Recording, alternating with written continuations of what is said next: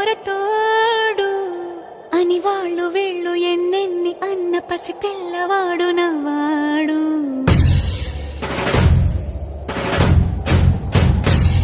విడుముండోడు అని ఊరువాడ అనుకున్న గాని మహారాజు నాకు నవ్వాడు.